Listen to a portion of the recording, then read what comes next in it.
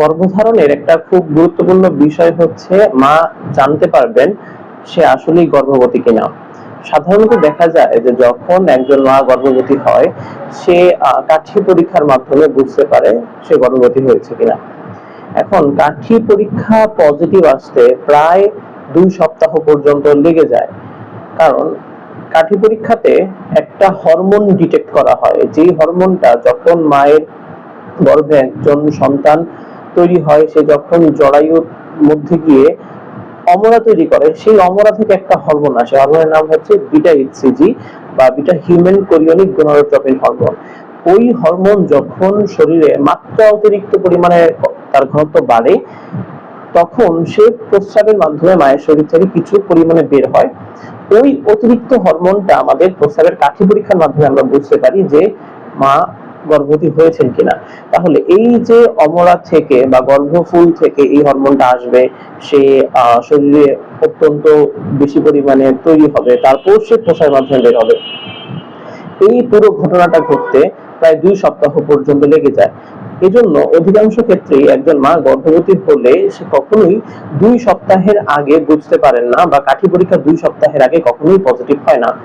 এখন যদি 2 সপ্তাহের আগে আমাদের জানতে হয় যে একজন মা সে গর্ভবতী হয়েছেন কিনা, সেক্ষেত্রে আমরা যেটা করতে পারি, ওই যে বিটা এইচসিজি বা beta human chorionic gonadotropin hormone, এই হরমোনের মাত্রা আমরা রক্তে পরীক্ষা করতে পারি, এবং দেখা যায় যে 1 সপ্তাহের মধ্যে রক্তের মাত্রাটা অনেক বেশি বেড়ে যায়। তার মানে হচ্ছে যে রক্ত পরীক্ষার মাধ্যমে আমরা 1 সপ্তাহের মধ্যেই বলতে পারবো যে মা গর্ভবতী হয়েছেন কি হয়নি। এখন খুব ইন্টারেস্টিং একটা ব্যাপার, সেটা হচ্ছে একজন মা গর্ভবতী না হলেও কিন্তু তার প্রস্রাবের কাঠি পরীক্ষাটা পজিটিভ হতে পারে। ইভেন একটা পুরুষের ক্ষেত্রেও কিন্তু প্রস্রাবের এই কাঠি পরীক্ষা পজিটিভ হতে পারে, বা আমরা রক্তের মাধ্যমে যদি বিটা এইচসিজি পরীক্ষা করি সেটা হতে পারে। কিভাবে? আমাদের অনেক সময় দেখা যায় যে বিভিন্ন রকমের টিউমার অনেক হরমোন তৈরি করে এবং তা ব্লাডে সিক্রেট করতে পারে। ঠিক একই রকম ভাবে যদি এরকম হয় যে কোনো টিউমার বিটা এইচসিজি এই হরমোনটা তৈরি করছে এবং সে এই হরমোনটা নিঃসরণ করছে, তখন কিন্তু রক্তে আমাদের এই বিটা এইচসিজি হরমোনের পরিমাণ বেড়ে যাবে, এবং অনেক বেশি পরিমাণ রক্তে থাকার কারণে সে প্রস্রাবের মাধ্যমে কিছু হরমোন বের হয়ে যাবে। তখন সেই মানুষটা যদি বিটা এইচসিজি পজিটিভ পায়, তখন কিন্তু তাকে চিন্তা করতে হবে যে সে যদি প্রেগনেন্ট হওয়ার সম্ভাবনা না থাকে, হয়তো তার ওই টিউমারটা আছে। এটা একজন অবিবাহিত নারীর ক্ষেত্রেও হতে পারে, আবার একজন পুরুষের ক্ষেত্রে হতে পারে।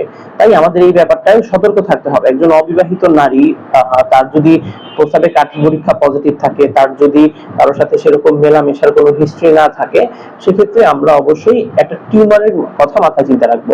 সবাইকে অসংখ্য ধন্যবাদ, ভালো থাকবেন।